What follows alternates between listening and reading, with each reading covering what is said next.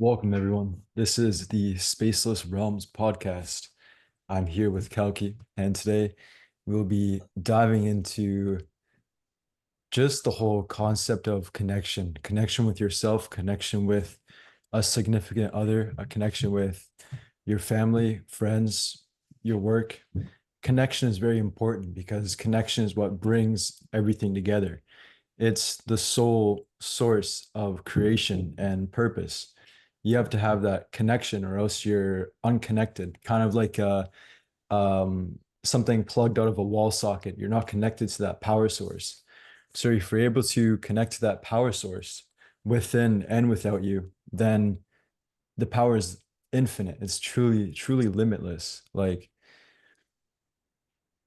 I think the main reason why the people who do feel tired, drained, or any of those sort of feelings, it's because they're unplugged from that source, the source of themselves.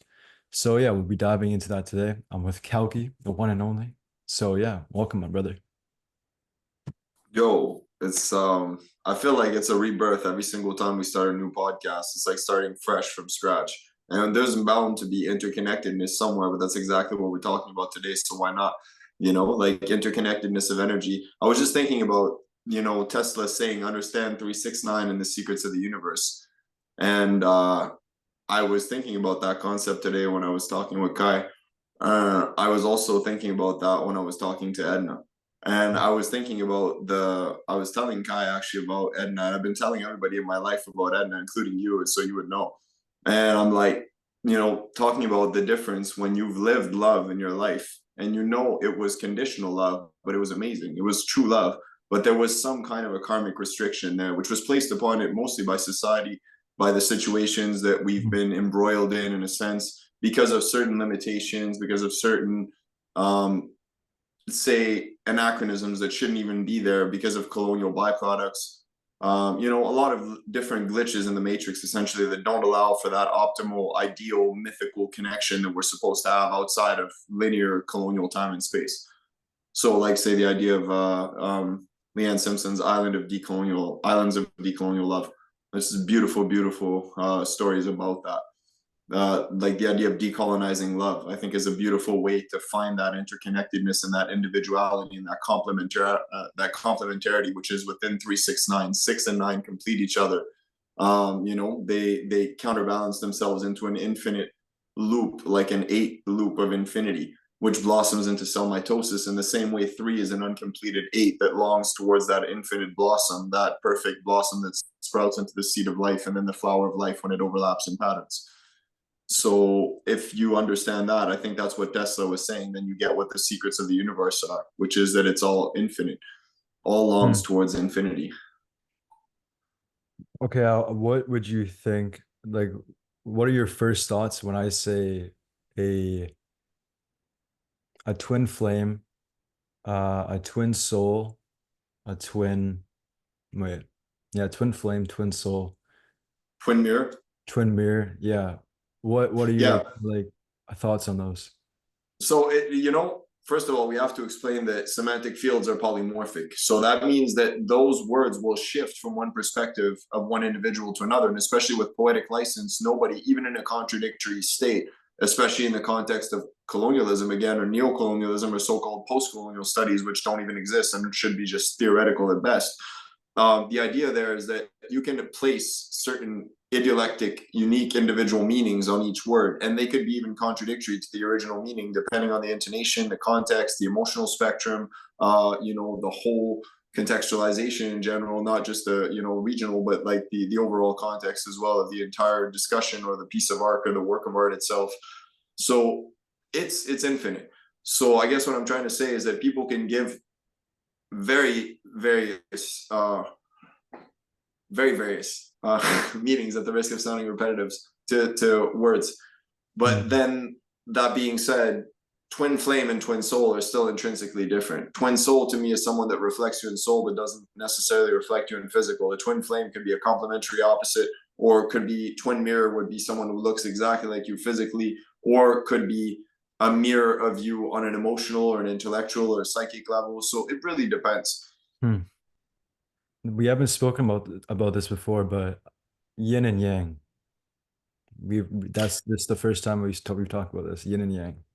That's true. Same Yeah. as the 6 and 9. They complete each other, you know, but then they're in complementary opposite spectrum. So it's like a swirling infinite multi-dimensional binary non-binary blueprint for all of existence. Hmm. It's like a transcendental 6 and 9 painted into bubbly graffiti, and that gives you the yin and yang. Hmm. Earlier you said conditional love. That really opens my eyes to a lot of things. Conditional love versus unconditional love. Like Yeah, and it's not that conditional love is fake. It's more that conditional love is time bound. It has a certain time expiry bound. date on it, if you wish.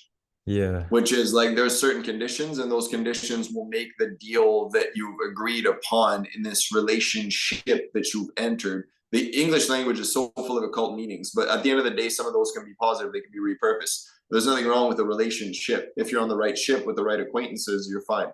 You know, if Hmm. you're really there for non-binary time warping aspects that are, you know, that long towards the infinite, towards the immortal, then that's different. But if you're the kind of person that's like, well, I'm only going to date you so long as you respect this, and this, that's perfect. I'd say put your conditions onto a relationship, but make them healthy ones. For me, my conditions are pretty simple. You have to be intersectional. You have to be an animal liberationist. You have to be someone who cares deeply about the planet and all sentient beings. Otherwise, I'm not interested in even having a friend like people like that, you know? Yeah. Yeah.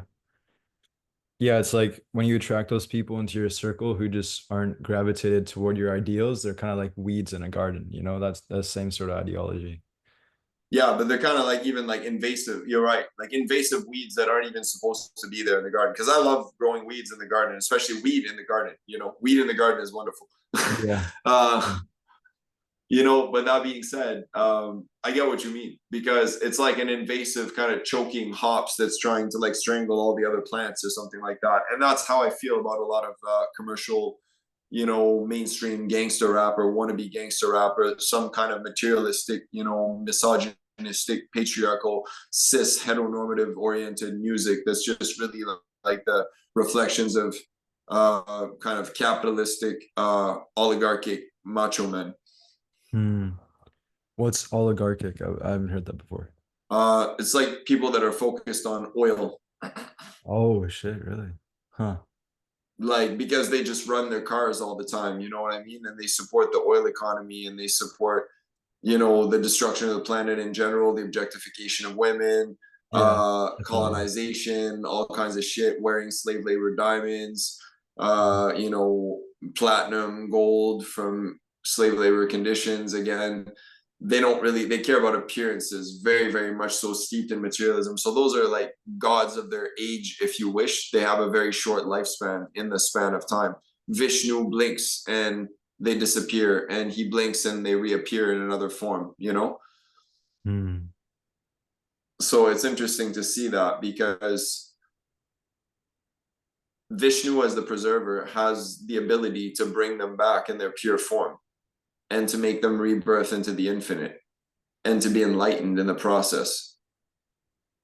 Hmm. But he has to dream that first, or they, I should say. Hmm. Okay, that feels like a cliffhanger. We'll leave it off there. The cliffhanger, Spaceless Realms. All right, so thank you for this wonderful conversation today.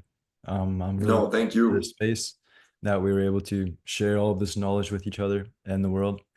So yeah, I bless the space. Peace out. Ken katlazakomati warmiak. Peace. Yeah.